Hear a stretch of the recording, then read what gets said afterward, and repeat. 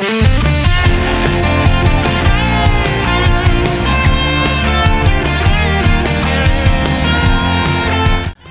saudara, apa kabar? Pasti semua dalam keadaan sehat dan tetap semangat di dalam Tuhan. Amin.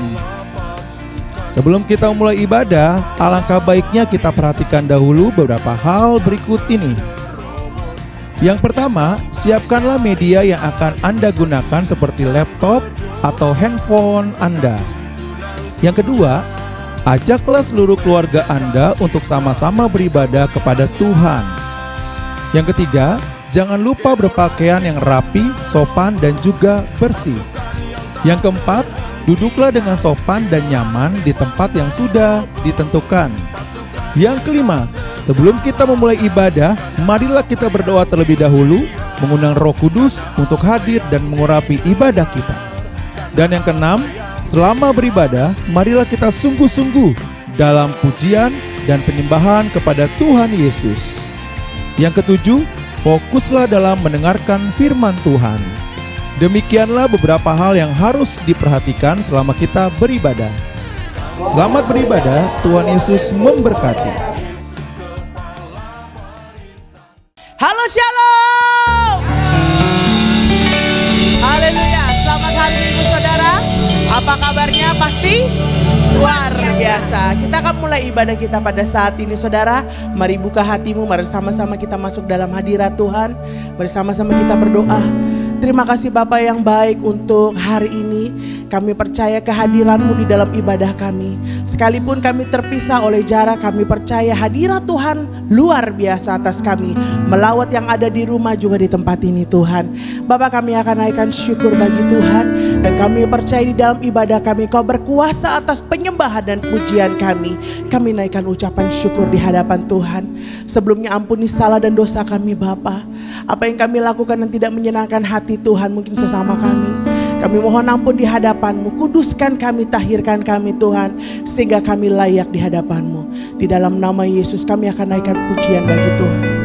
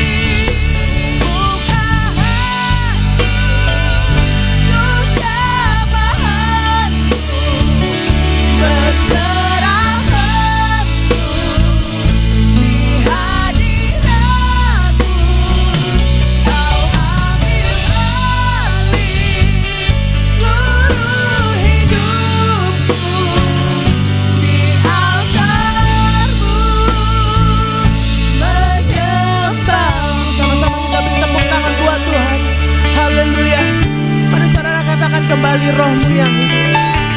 Roh-Mu yang hidup penuhiku, mengalir dalamku. Jiwaku tenang bersama-Mu,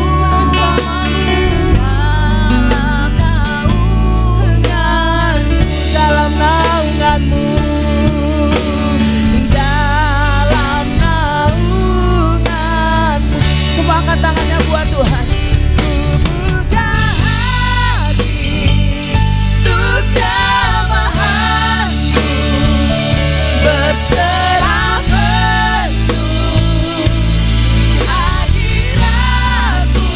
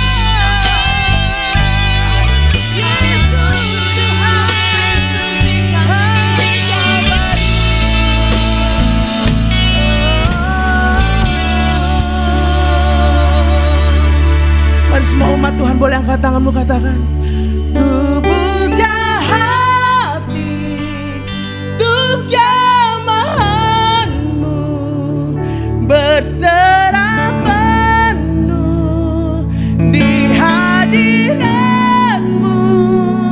Kau ambil alih seluruh hidupku. Sama-sama di altarmu menyembahmu. Buka hati bagimu, buka hati, haleluya, untuk jamahanmu, berserah penuh di hadiratmu.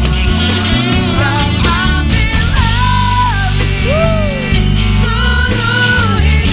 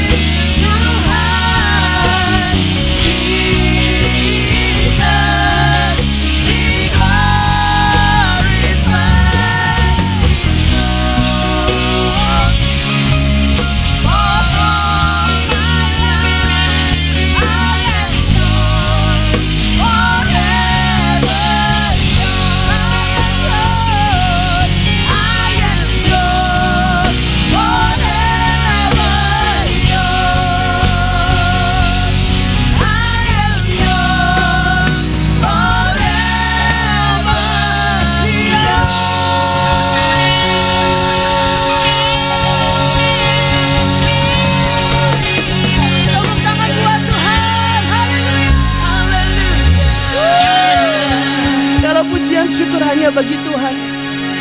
Terima kasih Tuhan Yesus untuk lawatan-Mu. Kami bersyukur kepada Tuhan Yesus yang baik.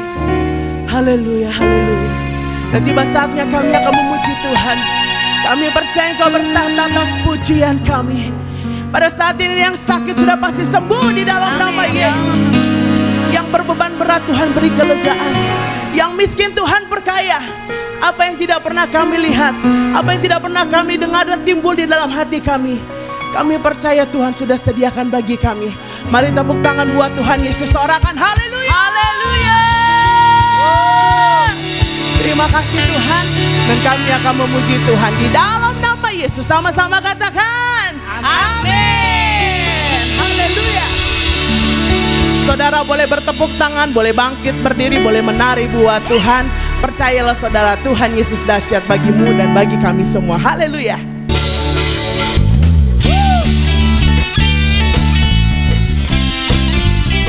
Mari bertepuk tangan saudara buat Tuhan. Bangkitkan rohmu di dalam Tuhan.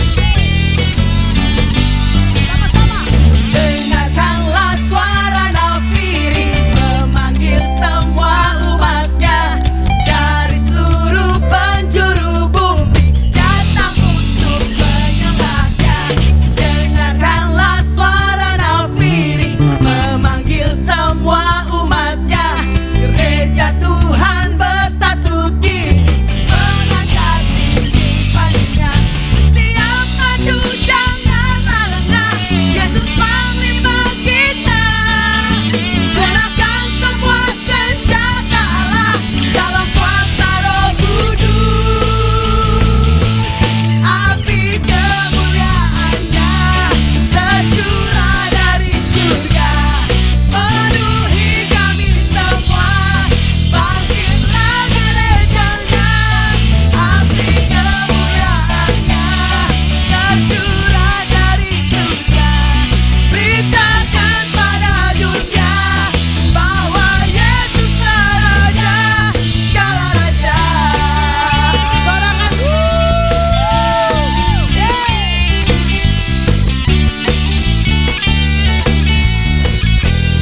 Sama-sama lagi kita nyanyikan buat Tuhan. Dengarkanlah suara nafiri memanggil semua umatnya dari seluruh penjuru bumi datang untuk menyembahnya.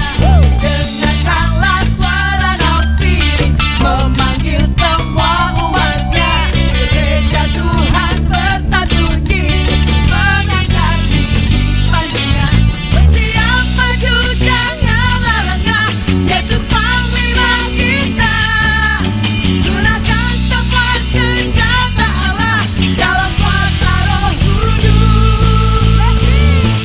Api kemuliaan-Nya tercurah dari surga, penuhi kami semua. Bangkitlah gereja-Nya. Api kemuliaan-Nya tercurah dari surga. Beritakan pada dunia bahwa Yesuslah Raja. Api kemuliaan-Nya tercurah dari surga, penuhi kami semua. Bangkitlah gereja-Nya. Api kemuliaan-Nya tercurah dari surga. Beritakan pada dunia bahwa Yesuslah Raja, segala raja. Sama-sama lagi katakan. Api kemuliaan-Nya tercurah dari surga, penuhi kami semua. Bangkitlah gereja-Nya. Api kemuliaan-Nya tercurah dari surga. Beritakan pada dunia bahwa Yesuslah Raja, segala raja. Segala raja. Sama-sama semua. Segala raja.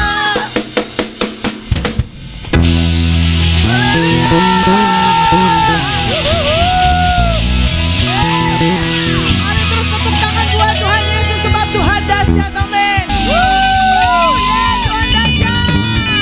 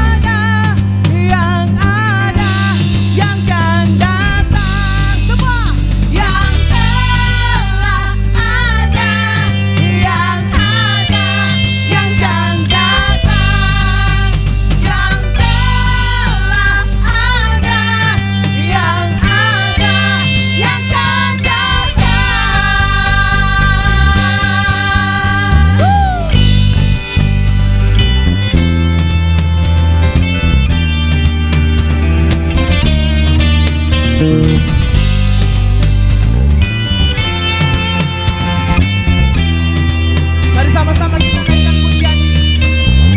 Inilah zaman Elia, nyatakanlah firman Tuhan. Dan inilah zaman hamba-Mu Musa, kebenaran dipulihkan.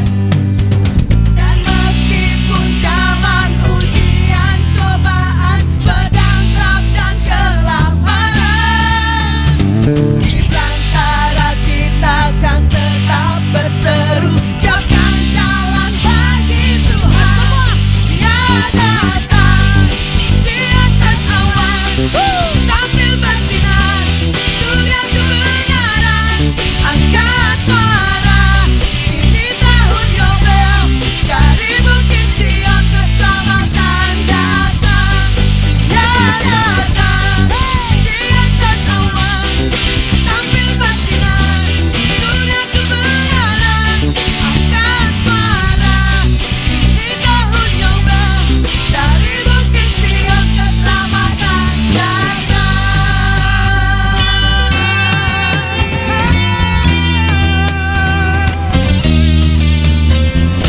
Inilah zaman Yehezkel, tulang kering dihidupkan. Dan inilah zaman hamba-Mu Daud, bait pujian dipulihkan. Dan inilah zaman tuayan, besar ladang menguning di dunia. Kamilah bekerja di kebun anggur-Mu, nyatakanlah firman Tuhan.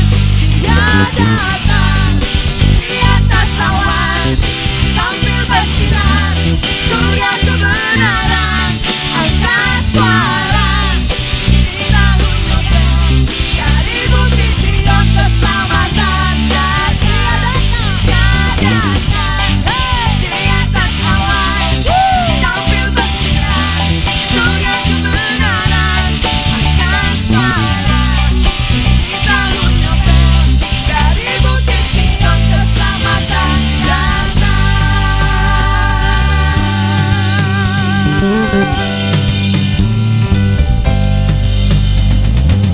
There's no God like Jehovah. There's no God like Jehovah. There's no God like Jehovah. There's no God like Jehovah. There's no God like Jehovah. There's no God like Jehovah. There's no God like Jehovah. There's no God like Jehovah. There's no God like Jehovah. There's no God like Jehovah. There's no God like Jehovah. There's no God like Jehovah. There's no God like Jehovah. There's no God like Jehovah. There's no God like Jehovah. Dia datang di atas awan, tampil bersinar, surya kebenaran. Angkat suara, ini tahun Yobel, dari Bukit Sion keselamatan datang. Dia datang di atas awan, tampil bersinar, surya kebenaran. Angkat suara, ini tahun Yobel, dari Bukit Sion keselamatan datang. Dari Bukit Sion keselamatan datang. Dari Bukit Sion keselamatan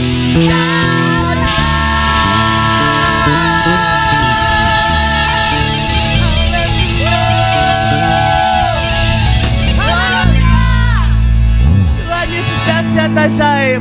Mari sama-sama tepuk tangan lagi buat Tuhan Yesus, saudara. Dan tiba saatnya kita akan mendengarkan isi hati firman Tuhan. Mari saudara buka hatimu. Minta sama Tuhan untuk membukakan telinga, pikiran dan hatimu saudara. Supaya firman itu boleh berakar dan bertumbuh di dalammu. Dan kita menjadi pelaku firman. Terima kasih Tuhan. Walau ku tak dapat melihat semua rencana-Mu Tuhan, namun hatiku tetap memandang padamu. Kau tuntun langkahku, walau ku tak dapat berharap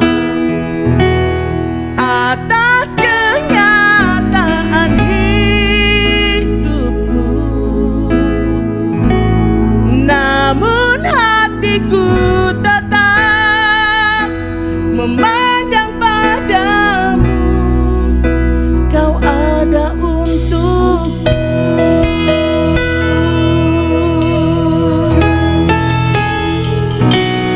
Sadar tak semua dapat aku miliki di dalam hidupku.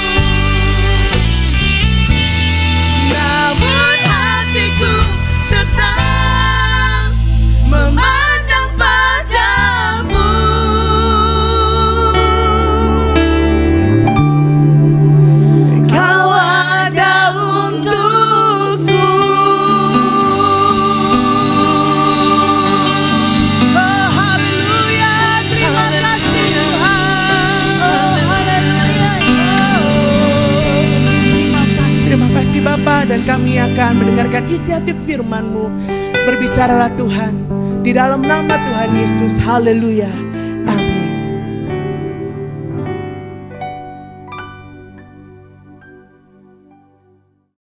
Selamat hari Minggu.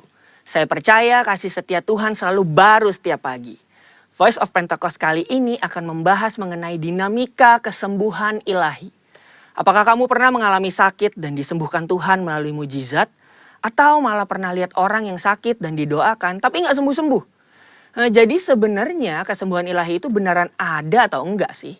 Dan apakah pelayanan kesembuhan ilahi masih sesuai dengan kemajuan zaman now? Dalam Alkitab ada ratusan ayat janji Tuhan bagi kesembuhan umatnya. Banyak peristiwa dicatat orang-orang mengalami kesembuhan secara mujizat. Contohnya dalam Perjanjian Lama, Raja Hizkia yang disembuhkan atau Naaman yang disembuhkan dari penyakit kusta dan masih banyak lagi. Perjanjian Baru juga mencatat ada begitu banyak peristiwa mujizat kesembuhan ilahi baik melalui pelayanan Tuhan Yesus maupun melalui pelayanan para rasul. Nah, sebagai insan Pentakosta, kita percaya bahwa kesembuhan ilahi terjadi karena pengorbanan Tuhan Yesus di atas kayu salib.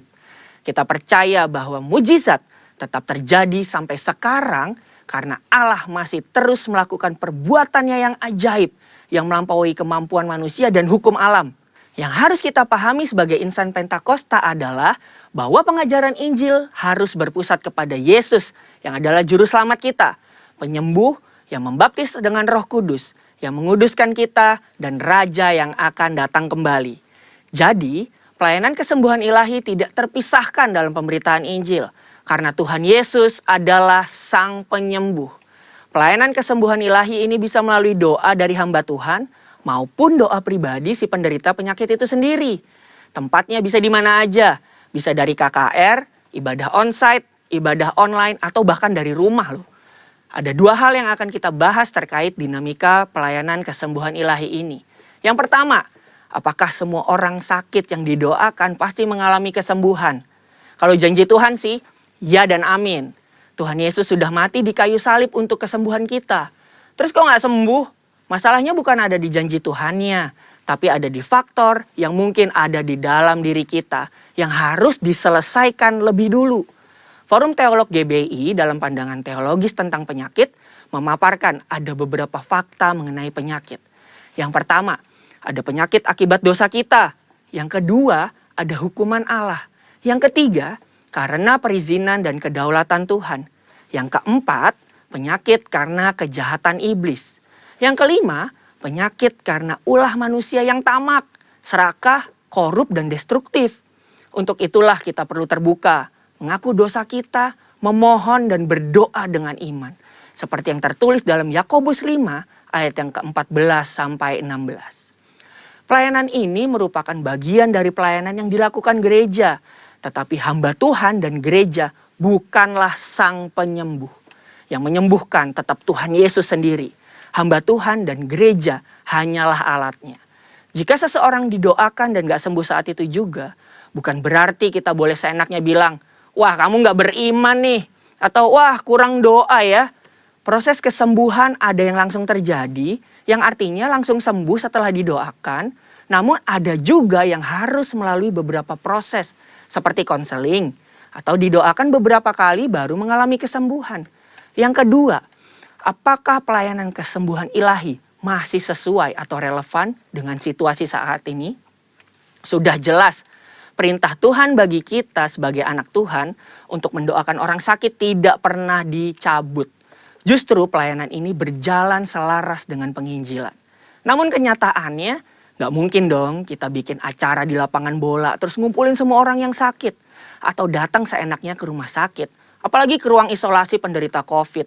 Dan mendoakan mereka secara langsung agar mereka mengalami kesembuhan.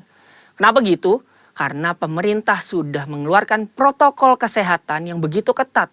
Jika kita melanggar peraturan ini, maka kita sama aja lagi melawan pemerintah.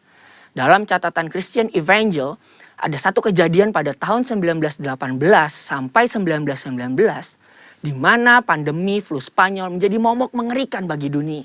Ada sekitar 50 juta orang meninggal akibat pandemi ini. Tetapi yang menarik, insan Pentakosta pada saat itu mengikuti anjuran pemerintah untuk meniadakan pertemuan ibadah dan mengkarantina yang sakit. Mereka tetap tinggal di rumah dan berdoa. Tetapi mereka terus menyatakan bahwa Allah adalah tabib. Sama seperti yang kita lakukan sekarang ini nih. Luar biasanya, dampaknya adalah banyak orang yang lahir baru dan disembuhkan dari sakit penyakit akibat pandemi tersebut. Kesaksian iman mereka kepada Allah dan doa membuat mereka mampu melewati krisis. Keterbatasan pelayanan karena social distancing bukan berarti pelayanan kesembuhan ilahi menjadi tidak relevan atau membuat kita tidak bisa melakukan pelayanan kesembuhan ilahi. Tuhan memberikan ide-ide kreatif melalui sarana yang ada di sekitar kita nih. Misalnya sosial media dan teknologi informasi. Seperti pada zaman rasul-rasul yang secara kreatif menggunakan media perantara dan diurapi Roh Kudus. Seperti sapu tangan atau kain yang pernah dipakai oleh Paulus menyembuhkan segala penyakit dan mengusir roh jahat saat diletakkan di atas orang-orang yang sakit. Jadi, pelayanan itu tidak terbatas dalam pertemuan fisik. Allah juga bisa bekerja melalui ibadah online, melalui panggilan telepon, video call, atau menggunakan media sosial. Berabad-abad yang lalu, pelayanan kesembuhan ilahi telah dilakukan oleh nabi-nabi di Perjanjian Lama, Tuhan Yesus, dan rasul-rasul di Perjanjian Baru. Tidak berhenti sampai di situ. Pelayanan kesembuhan ilahi juga masih relevan dengan zaman now. Secara khusus, di tengah situasi yang sedang dunia hadapi saat ini, gereja harus terus memotivasi dan menggerakkan pengerja dan jemaat untuk melakukan pelayanan kesembuhan ilahi ini dengan mendoakan mereka yang sakit, bahkan dengan memanfaatkan teknologi dan media sosial di tengah keterbatasan akibat social distancing. Pelayanan kesembuhan ilahi merupakan karunia Roh Kudus yang diberikan kepada gerejanya. Oleh sebab itu, kesembuhan yang Tuhan berikan semuanya adalah untuk memuliakan namanya. Tuhan Yesus memberkati.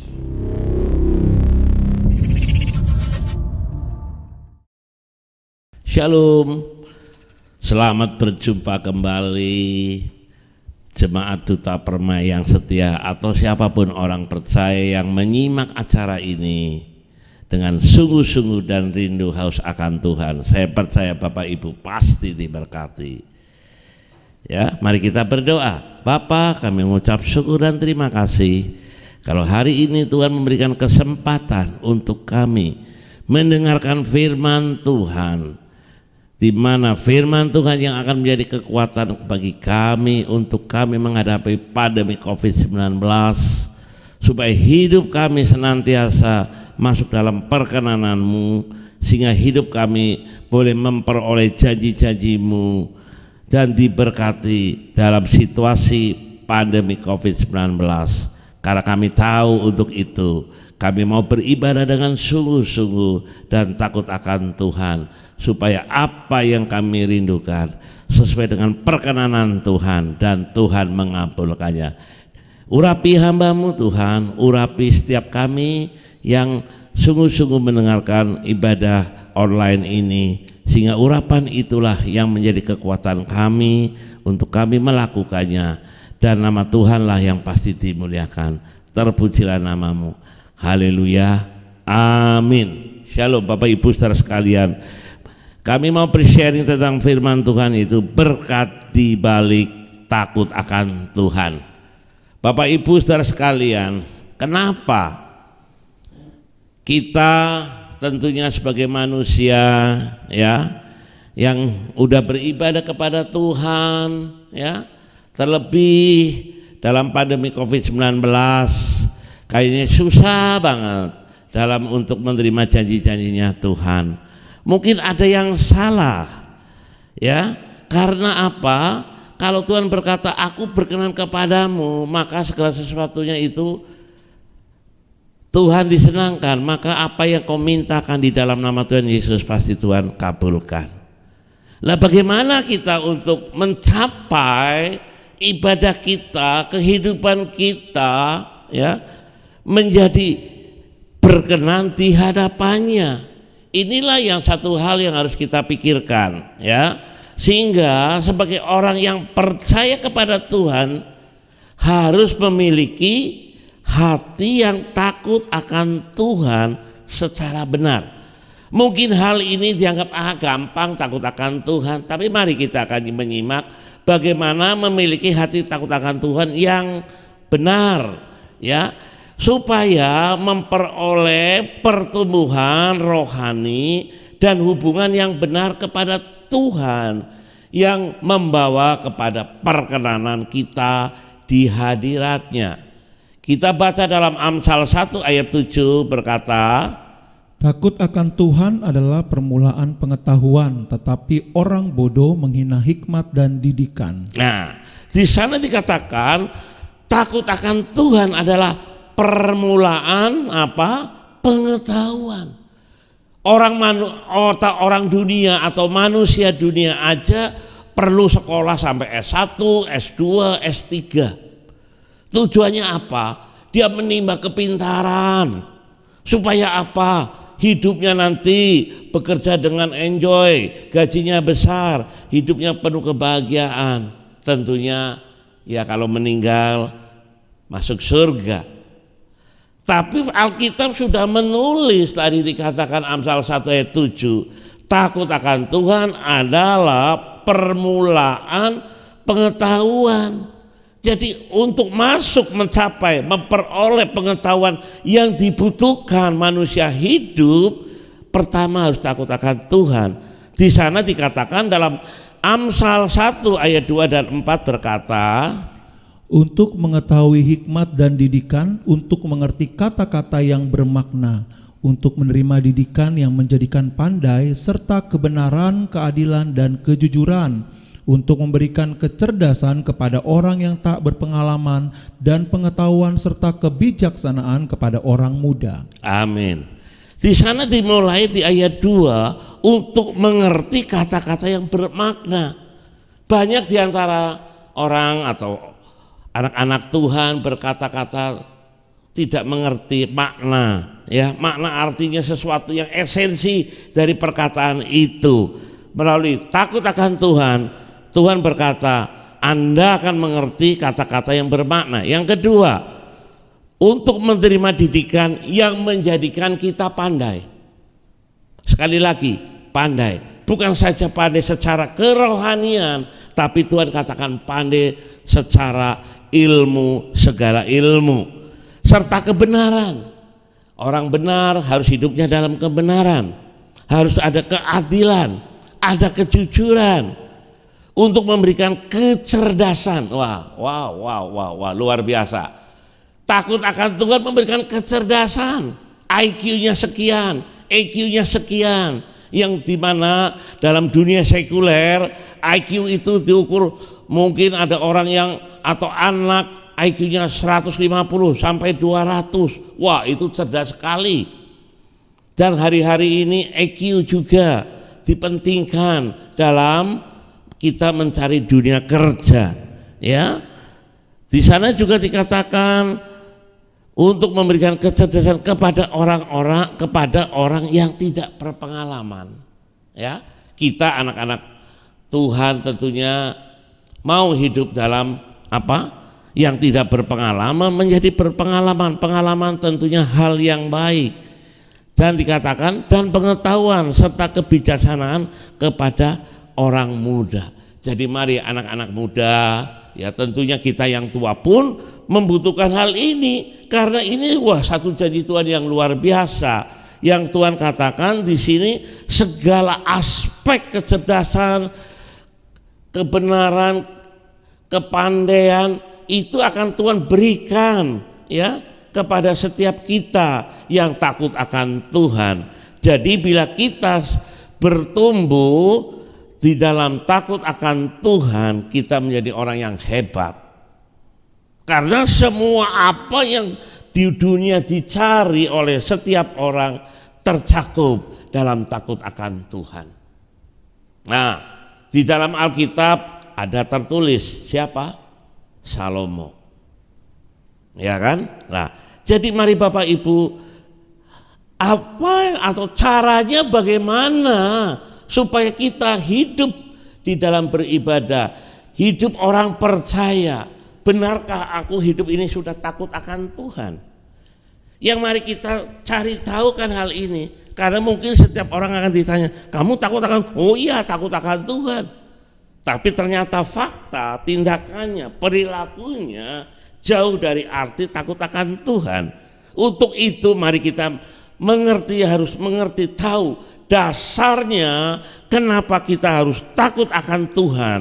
Yaitu kita baca di dalam 2 Samuel 6 ayat 1 sampai 7. Ya. Daud mengumpulkan pula semua orang pilihan di antara orang Israel, 30.000 orang banyaknya. Kemudian bersiaplah Daud lalu berjalan dari Baale Yehuda dengan seluruh rakyat yang menyertainya untuk mengangkut dari sana tabut Allah yang disebut dengan nama Tuhan semesta alam yang bertata di atas kerubim. Mereka menaikkan tabut Allah itu ke dalam kereta yang baru setelah mengangkatnya dari rumah Abinadab yang di atas bukit.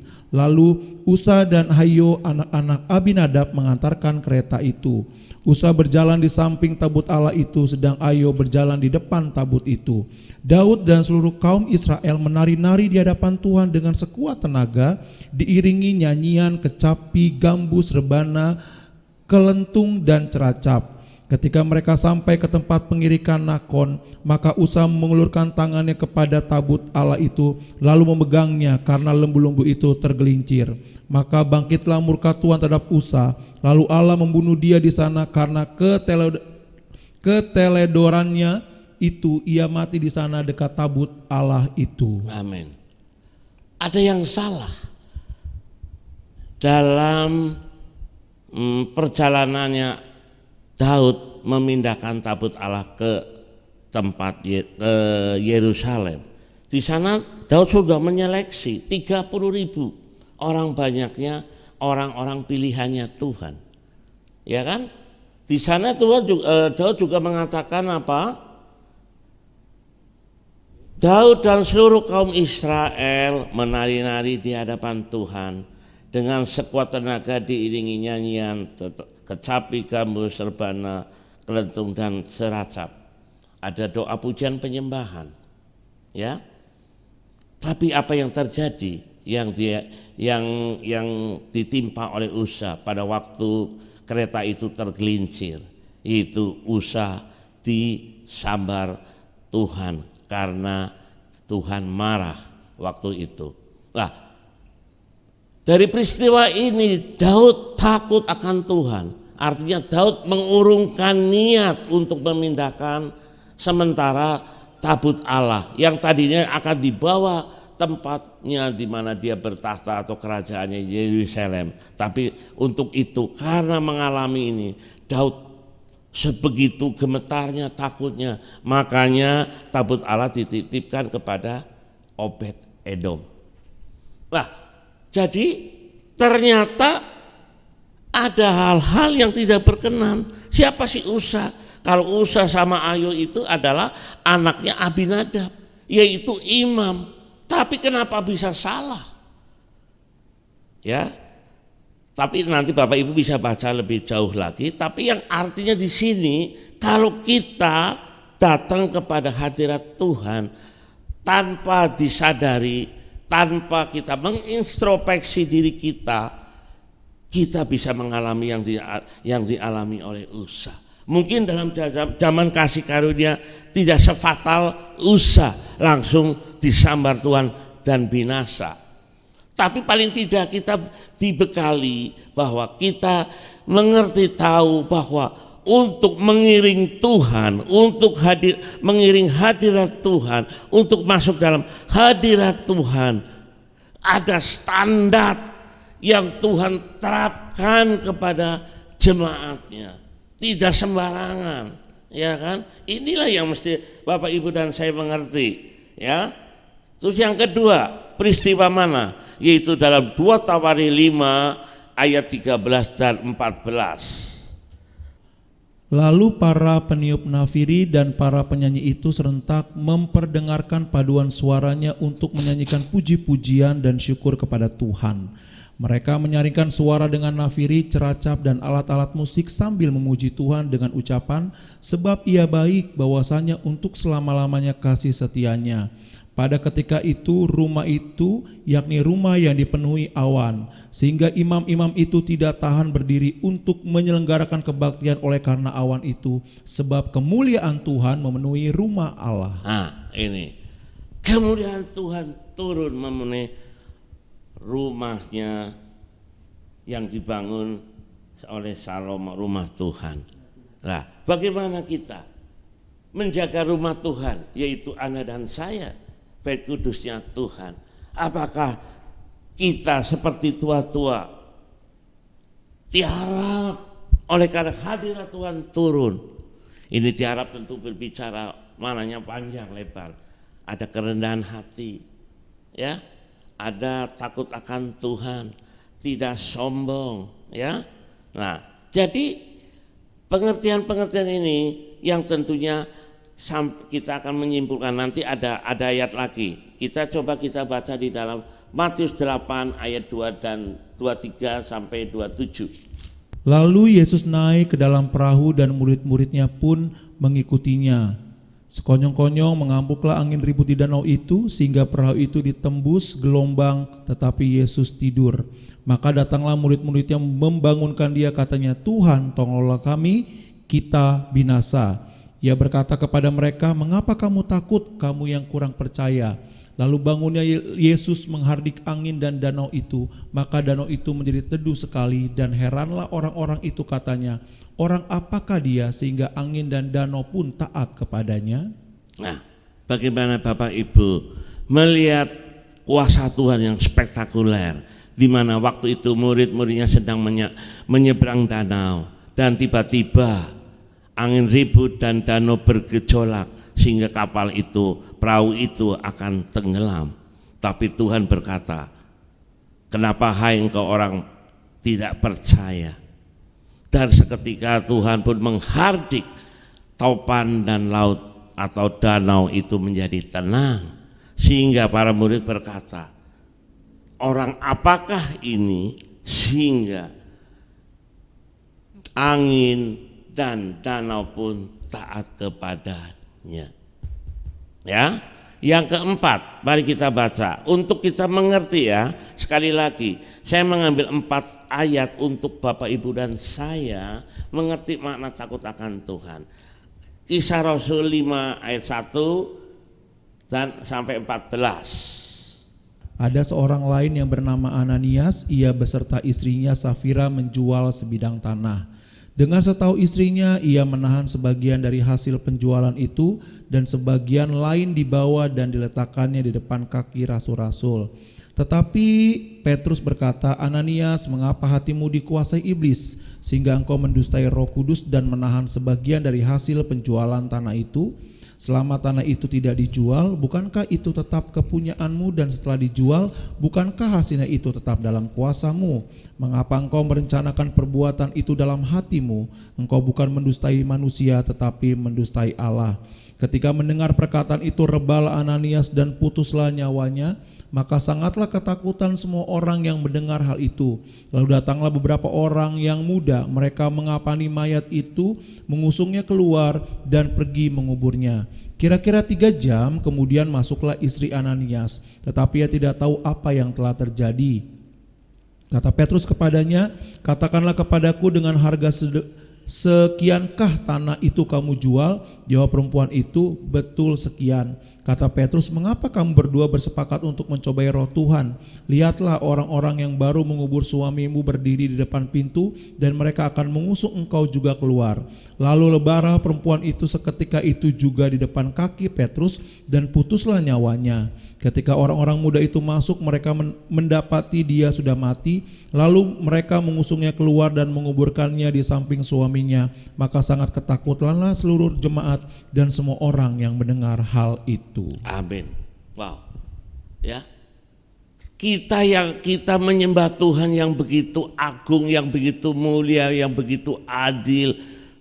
Tapi satu sisi,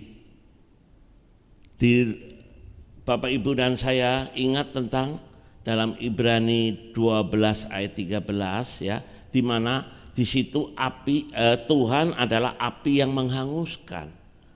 Ini berbicara bagaimana respon kita datang kepada Tuhan. Apakah kita datang kepada Tuhan dalam ibadah, dalam membaca firman, ya? Apakah kita lenggang kangkung, terserah, saya penting yang datang kepada Tuhan. Sebagai orang Kristen, ibadah ya juga hari Minggu. Tapi tidak ada persiapan sedemikian rupa bagaimana supaya jangan menimpa kami seperti Usa. Ya. Yang kedua, di mana jangan sampai kami mengalami seperti Ananias dan Safira. Ini berbicara bagaimana kita harus takut kepada Dia. Dalam Lukas 12, coba baca di ayatnya yang ke-5. Aku akan menunjukkan kepada kamu siapakah yang harus kamu takuti. Takutilah Dia yang setelah membunuh mempunyai kuasa untuk melemparkan orang ke dalam neraka. Sesungguhnya aku berkata kepadamu, takutilah Dia. Takutilah Dia. Karena jangan sampai kita mengalami seperti Ananias Safira. Mungkin Anda mungkin. Tapi firman Tuhan udah memberi contoh.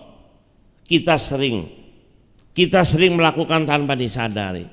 Kita memotong perpuluhan. Ya. Tuhan berbicara, kalau kamu menerima gaji atau menerima berkat sekian juta atau sekian miliar, tapi untuk mengembalikan perpuluhan, kita berkata atau kita melakukan suatu tindakan yang bodoh, kita kecilin aja biar perpuluhannya kecil. Padahal Tuhan telah memberi berkat yang luar biasa sesuai dengan apa yang kamu rindukan. Tapi kenapa kita membohongi diri di hadapan Tuhan? Yang tadinya berkat besar, Anda berkata, aku berkatnya kecil Tuhan, maka saya mengembalikannya, perpuluhannya pun kecil. Mungkin di mata manusia, Tuhan tidak tahu lah, Tuhan ngerti, Tuhan maha kasih, maha adil, maha penyayang, maha pengampun. Betul. Tapi mari Bapak Ibu, mari beribadahlah dengan takut akan Tuhan tadi dalam Lukas 12 ayat 5. Jangan sampai Anda dan saya oleh karena perkara harta duniawi, tapi jiwamu binasa. Sekali lagi, gereja atau Tuhan ya tidak mengutamakan berkat duniawi atau berkat-berkat. Tuhan bisa mengirimkan siapapun untuk menjadi bendaranya Tuhan. Tapi di sini perlu kejujuran dari setiap kita. Apakah Anda hidup takut akan Dia?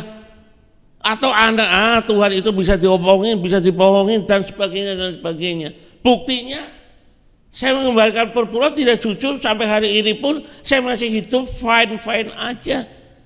Tapi Anda lihat Lukas 12 ayat 5. Ya, jadi mari Bapak Ibu dan saya, mari kita cari tahu bagaimana pengertian yang benar untuk takut akan Tuhan. Bagaimana takut akan Tuhan kita dapatkan? Baca kita Amsal 2 ayat 4 dan 5. Jikalau engkau mencarinya seperti mencari perak dan mengejarnya seperti mengejar harta terpendam, maka engkau akan memperoleh pengertian tentang takut akan Tuhan dan mendapat pengenalan akan Allah. Jadi ternyata ada rumusan-rumusan yang harus kita lakukan. Kalau Anda dan saya mau hidup dalam perkenanannya Tuhan, miliki takut akan Tuhan, ya, kita datang ke ruang yang Maha Kudus. Apalagi Anda berkata, aku adalah bait kudusnya Tuhan. Tapi kehidupan kita tidak gentar dan takut. Apa yang kau lakukan hari-hari ini, seolah-olah Tuhan itu tutup mata, tidak peduli. Ya, dengan tindakan, dengan perkataan, dengan perbuatan, tanpa disadari Anda sudah mendukakan Roh Kudus. Kalau hal ini Anda tidak bertobat, berbalik dari jalan-jalan yang jahat, Tuhan takut Anda tidak ada waktu lagi untuk berbalik. Artinya Anda tetap dalam kebinasaan yang kekal. Seperti Matius 7, 21 sampai 23. Karena apa? Kebebalan kita. Karena kita tidak tahu atau karena kita meremehkan Tuhan. Untuk itu, apa sih yang dimaksud takut dan hormat kepada Dia? Coba kita baca dalam Yeremia 10 ayat 6 dan 7. Tidak ada yang seperti Engkau ya Tuhan, Engkau besar dan namamu besar oleh keperkasaan. Siapakah yang tidak takut kepadamu ya Raja bangsa-bangsa? Sungguh kepadamulah seharusnya sikap yang demikian. Sebab di antara semua orang bijaksana dari bangsa-bangsa, di antara raja-raja mereka tidak ada yang sama seperti Engkau. Nah, bagaimana kita memandang sosok Tuhan Allah Bapa di surga yang di sana? Apakah Anda mengatakan tidak ada sama seperti Engkau ya Tuhan? Kita dalam doa pujian penyembahan, tidak ada seperti Engkau ya Tuhan. Engkau besar dan namamu besar dan oleh keperkasaan. Siapakah yang tidak takut kepada kamu? Hal inilah yang tentunya mari Bapak Ibu dan saya, kalau Anda dalam pujian penyembahannya berkata Allah Maha Besar, tidak adalah Allah seperti Engkau, tapi ternyata kehidupannya kita tidak ada respon yang sedemikian tadi seperti Lukas 12 ayat 5. Ya, jadi mari kita miliki, kalau Dia adalah Raja dan segala raja, berarti kita harus ada takut dan hormat. Kata hormat itu berarti apa yang harus kita berikan, karena Dia Raja atas segala raja. Kalau zaman dulu kita lewat di hadapan raja, kita datang dengan apa? Menunduk, kakinya dilipat, kakinya jongkok sambil berjalan, dan mata kita tidak berani menatap muka sang raja. Selalu kita menunduk sebagai refleksi ada hormat dan takut. Bagaimana Bapak Ibu dan saya datang kepada rumah Tuhan, ya, dengan gampangnya. Terlambat, sorry, jalan macet, terlambat. Sorry, enggak bawa Alkitab, lupa. Kan Alkitab elektronik, ada Alkitab IT. Semua alasan-alasan Anda boleh untuk pembenaran diri Anda. Tapi satu hal, Tuhan selalu lihat hati Anda. Sehingga mari Bapak Ibu dan saya, ya, betul enggak kita ada rasa kegentaran seperti tadi dikatakan Matius 8 ayat 2 dan 27. Betapa dahsyatnya Tuhan kita, sehingga kalau kita tidak takut akan Tuhan, kita akan dibinasakan oleh karena kelakuan kita yang tanpa disadari. Jadi mari Bapak Ibu dan saya, milikilah takut akan Tuhan. Mari kita belajar tentang firman Tuhan. Tadi seperti 2 Samuel ayat 6, 1 dan 7. Betapa dahsyatnya Tuhan. Tuhan bisa membinasakan kalau Anda dan saya tidak layak. Oh, tidak mungkin bagaimana? Lukas 12 ayat 5 sudah jelas berkata seperti itu. Nah, mungkin selama ini Bapak Ibu dan saya tanpa disadari, kalau Anda mungkin mengalami apa yang disebut kok kayaknya susah banget ya hidup ini. Kenapa ya Tuhan? Sudah bekerja keras, sudah berhemat, tapi kok hidupnya begini, kenapa ya Tuhan? Coba kita baca rencana Tuhan atas setiap kita dalam Kejadian 1 ayat 26. Berfirmanlah Allah, baiklah kita menjadikan manusia menurut gambar dan rupa kita, supaya mereka berkuasa atas ikan-ikan di laut dan burung-burung di udara, dan di atas ternak dan di atas seluruh bumi, dan atas segala binatang melata yang merayap di bumi. Amin. Jadi rencana Tuhan untuk kita menjadi penguasa jagat raya ini. Artinya Anda hidup dalam kelimpahan. Ya. Ayat yang terkenal kan Yohanes 10 ayat 10.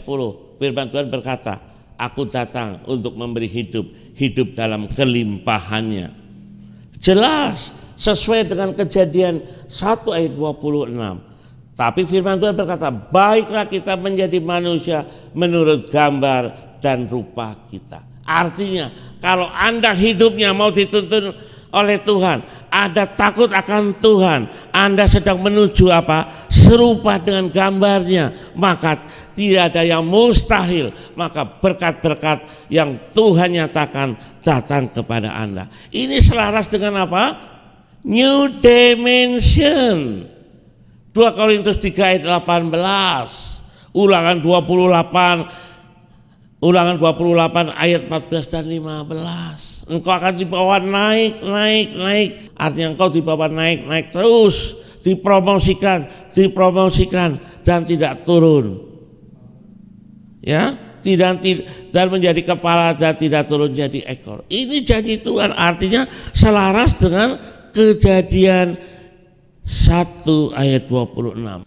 Tapi kuncinya, adakah Anda dan saya takut akan Tuhan yang membawa hidup Anda menjadi segambar dan serupa dengan Dia? Ya, bagaimana takut akan Tuhan? Berkat-berkatnya Tuhan akan bukakan. Ya, Bapak Ibu, saya akan sampaikan bagaimana kalau Bapak Ibu menerima janji-janjinya Tuhan oleh karena hidup Anda takut akan Tuhan, atau takut akan Tuhan adalah kunci untuk menerima berkat-berkatnya Tuhan. Coba kita baca Mazmur 25:14. Apa janji Tuhan? Tuhan bergaul karib dengan orang yang takut akan Dia, dan perjanjiannya diberitahukannya kepada mereka. Artinya apa? Anda akan menerima janji-janjinya. Janjinya apa? Engkau jadi kepala, tidak turun jadi ekor. Engkau akan senantiasa dipromosikan. Apalagi janjinya?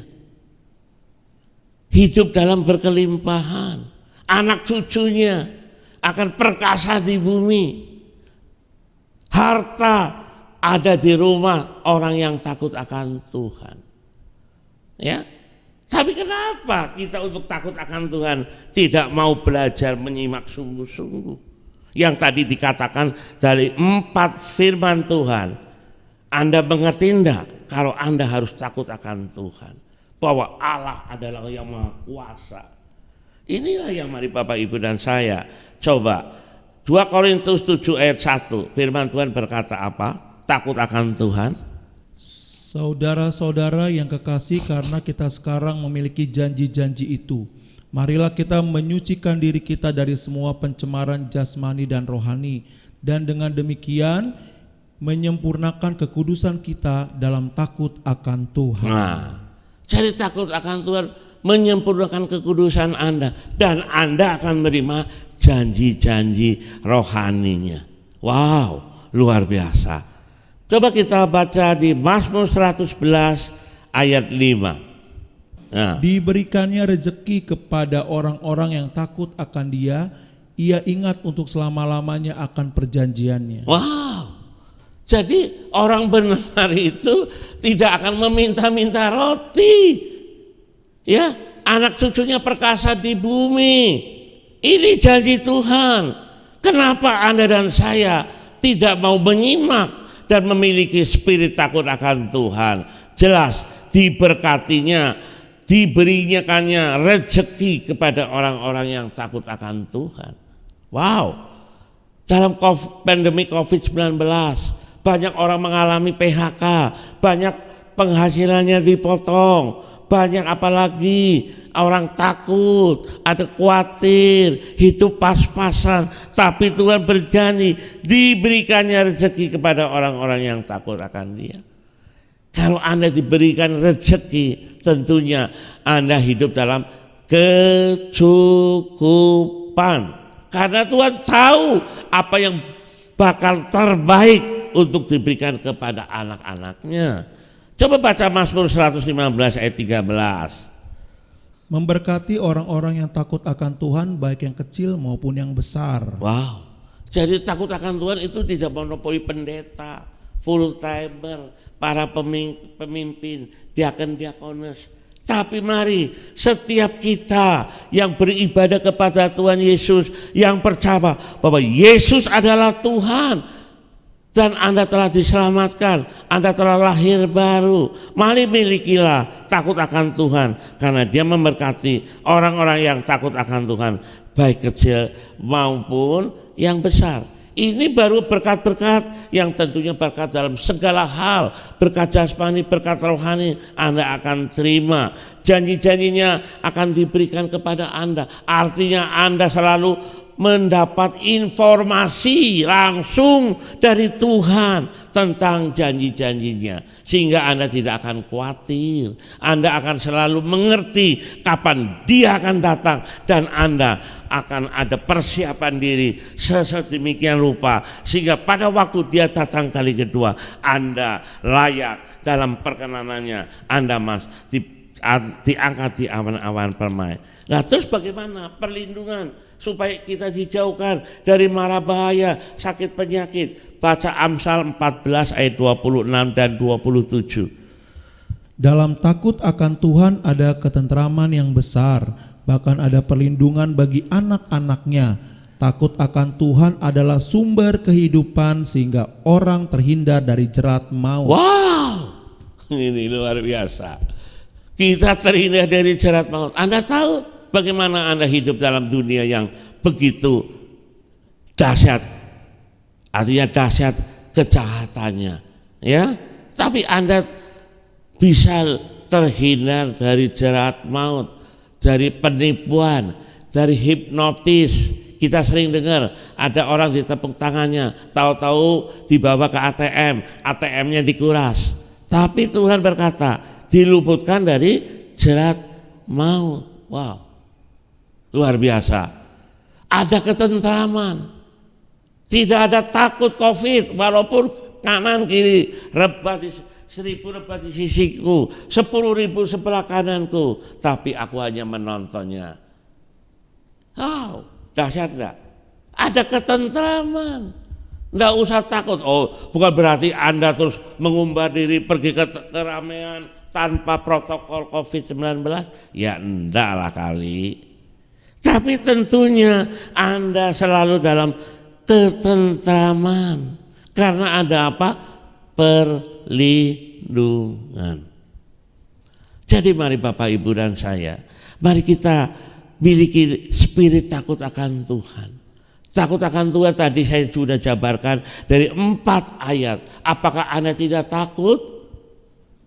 Takut dalam arti ini, dalam artian Anda udahlah ibadah asal ibadah, pelayanan asal pelayanan. No, harus Anda ada miliki takut akan Tuhan.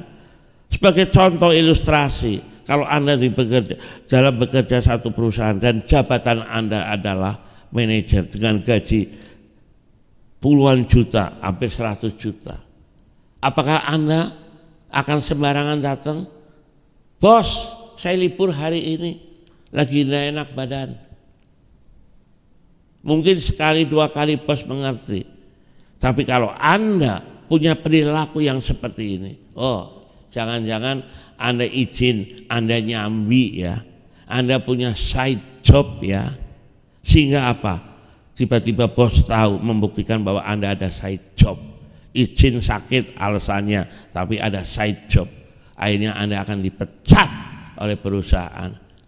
Setelah itu apa? Side job Anda gagal total dan Anda menjadi orang miskin. Lah inilah, kalau Anda takut akan Tuhan, apa yang dicanangkan dalam perusahaan itu, Anda harus tepat waktu. Masuk jam 8:30, harus sebelum 8:30 udah sampai di kantor. Kalau pulang jangan pakai ilmu thank go. Nah ini kalau Anda di dalam dunia sekuler aja bisa memiliki, waduh takut sama bos, nanti gaji saya dipotong, nanti THR dikurangi, nanti bonus saya tidak terima. Bagaimana dengan bos atas segala bos yang tadi sungguh mengatakan memberkati kita, memberikan rezeki, memberikan ketentraman, diluputkan dari jerat maut, ya, bahkan memberikan kepada kita, membawa dalam kekudusan supaya masuk dalam perkenanannya. Yaitu tadi Tuhan, semua takut akan Tuhan akan membawa Anda menjadi segambar dengan Dia. Kalau Anda semua ini terjadi dalam diri Anda dan kita semua, ya, Anda selalu dalam hidup dalam janji-janjinya. Janji-janjinya akan digenapi dalam kehidupan kita, sehingga kita bisa bersaksi. Oleh karena hidup Anda takut akan Tuhan. Covid boleh datang silih berganti, tapi anak-anak Tuhan yang takut akan Tuhan akan menerima janji-janjinya. Mau Bapak Ibu? Mari kita belajar takut akan Tuhan. Kalau hidup takut akan Tuhan, saya percaya Anda mengalami apa? Berkat-berkat rohani, berkat-berkat jasmani yang Tuhan katakan, Tuhan bawa engkau naik jadi kepala, tidak turun jadi ekor. Dahsyat enggak? Syaratnya takut akan Tuhan dan Anda akan dibawa menjadi segambar dengan Dia. Kalau sudah itu terjadi, ada dalam diri Anda hidupnya, wow, tentunya mengalami perkenanan. Apa yang kau butuhkan hari ini? Sebelum Anda berdoa minta, Tuhan saya butuh ini, karena hidup Anda berkenan, Tuhan buka jalan dan berkat itu nyampe ke tangan Anda. Dan Anda akan berkata, terima kasih Tuhan, kami mengucap syukur. Iya, kita semua akan gampang mengasih ucap syukur, terima kasih Tuhan. Tapi bagaimana kita merintis membuka jalan supaya berkat Tuhan atau janji-janji Tuhan nyata dalam anak-anaknya. Inilah yang mari Bapak Ibu dan saya pikirkan sungguh-sungguh. Berkat jasmani yang Tuhan kejanjikan tidak seberapa nikmatnya kalau jiwamu binasa masuk neraka, tapi Tuhan berjanji engkau akan menjadi mempelainya Dia, diangkat di awan-awan dan akan memerintah dalam 1000 tahun dunia baru, langit baru. Terima kasih Tuhan, dalam nama Tuhan Yesus kami mengucap syukur. Kiranya Bapak Ibu dan saya yang mengerti firman Tuhan katakan amin, dan kami percaya hadirat nyata yang Anda rasakan itu yang akan membawa Anda dalam pertobatan yang sungguh-sungguh, berbalik dari jalan-jalan yang jahat, dan Anda hari ini adalah anak-anak yang takut akan Tuhan, sehingga kami percaya walaupun kepastian COVID-19 kapan selesai, tapi Anda hidupnya dalam ketentraman Tuhan karena ada perlindungan yang sempurna. Terima kasih Tuhan, biar nama Tuhan dimuliakan, diagungkan, ditinggikan. Amin. Terima kasih untuk hambanya yang sudah menyampaikan isi hati firman Tuhan pada hari ini. Biarlah seluruh pelayanannya diberkati Tuhan berlimpah-limpah. Saatnya kita akan membacakan Mazmur 91. Dalam lindungan Allah. Orang yang duduk dalam lindungan yang maha tinggi dan bermalam dalam naungan yang maha kuasa akan berkata kepada Tuhan, tempat perlindunganku dan kubu pertahananku, Allahku yang kupercayai. Sungguh Dialah yang akan melepaskan engkau dari jerat penangkap burung, dari penyakit sampar yang busuk. Dengan kepaknya Ia akan menudungi engkau, di bawah sayapnya engkau akan berlindung. Kesetiaannya ialah perisai dan pagar tembok. Engkau tak usah takut terhadap kedahsyatan malam, terhadap panah yang terbang di waktu siang, terhadap penyakit sampar yang berjalan di dalam gelap, terhadap penyakit menular yang mengamuk di waktu petang. Walau 1.000 orang rebah di sisimu dan 10.000 di sebelah kananmu, tetapi itu tidak akan menimpamu. Engkau hanya menontonnya dengan matamu sendiri dan melihat pembalasan terhadap orang-orang fasik. Sebab Tuhan ialah tempat perlindunganmu, yang maha tinggi telah kau buat tempat perteduhanmu. Malapetaka tidak akan menimpa kamu dan tulah tidak akan mendekati pada kemahmu. Sebab malaikat-malaikatnya akan diperintahkannya kepadamu untuk menjaga engkau di segala jalanmu. Mereka akan menatang kau di atas tangannya supaya kakimu jangan terantuk kepada batu. Singa dan ular tedung akan kau langkahi. Engkau akan menginjak anak singa dan ular naga.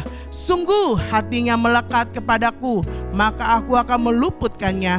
Aku akan membentenginya sebab ia mengenal namaku. Bila ia berseru kepadaku, maka aku akan menjawab. Aku akan menyertai dia dalam kesesakan. Aku akan meluputkannya dan memuliakannya. Dengan panjang umur akan kukenyangkan dia dan akan kuperlihatkan kepadanya keselamatan daripadaku. DNA kita adalah restorasi Pondok Daud. Prajurit-prajurit Tuhan yang gagah perkasa, yang mempunyai gaya hidup, berdoa, pujian dan penyembahan dalam unity, siang dan malam, serta melakukan kehendak Bapa pada zaman ini. Misi dan visi GBI Duta Permai. Misi, melatih diri untuk menjadi prajurit Kristus yang sanggup menerobos segala rintangan. Dan visi, menjadikan umat yang memiliki karakter Kristus dalam perkataan, perbuatan dan sikap hati yang murni. Saudara-saudara yang terkasih, kami menginformasikan untuk seluruh program GBI Duta Permai saat ini dapat Anda saksikan di YouTube atau juga media sosial lainnya yang tertera di layar kaca Anda. Selamat menikmati, Tuhan Yesus memberkati.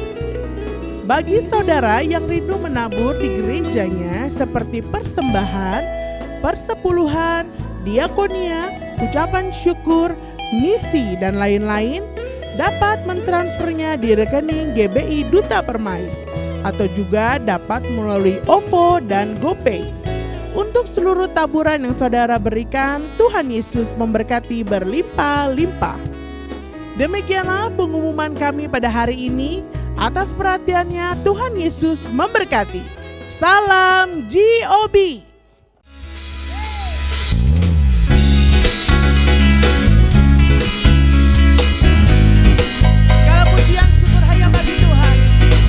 Haleluya, Kau baik Tuhan.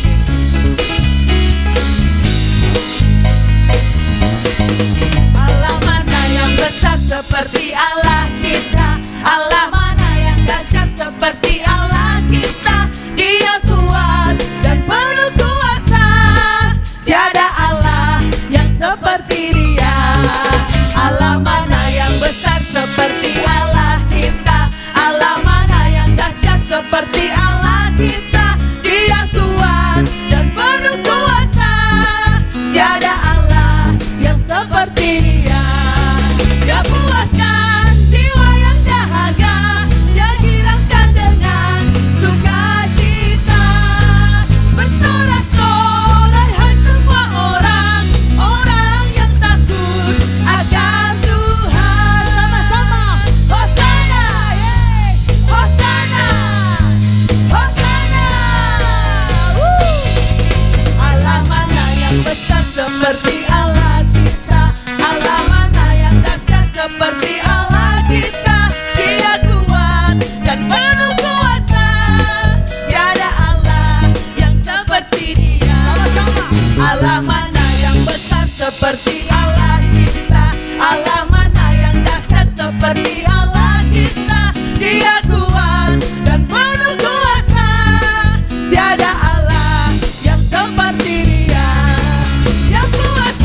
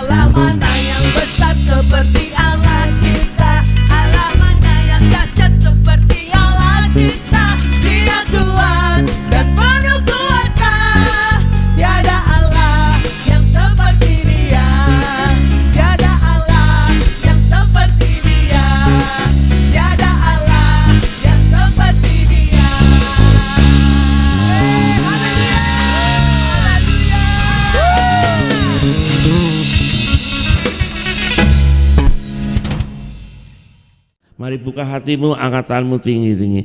Pulanglah dan terimalah segala berkat yang terbaik dari Allah Bapa di surga. Dan hidup dalam damai sejahteranya, hidup dalam sukacitanya. Perlindungannya pun turun atas kita. Oleh karena hidup kita senantiasa taat, tekun, dan setia. Tetapi dalam kasih karunia yang berlimpah-limpah dari Allah Bapa di surga, dan di dalam kasihnya anaknya yang tunggal Yesus Kristus, serta di dalam persekutuan yang manis dan erat dengan Allah Roh Kudus menyertai kita mulai saat ini sampai Maranatha. Bahkan Tuhan sendiri berjanji untuk datang kali kedua, pasti menyebut kita semua diangkat di awan permai. Bagi yang hidupnya takut akan Tuhan, percaya dan berkenan, katakan amin. G.O.B. Tuhan Yesus memberkati. God bless you all.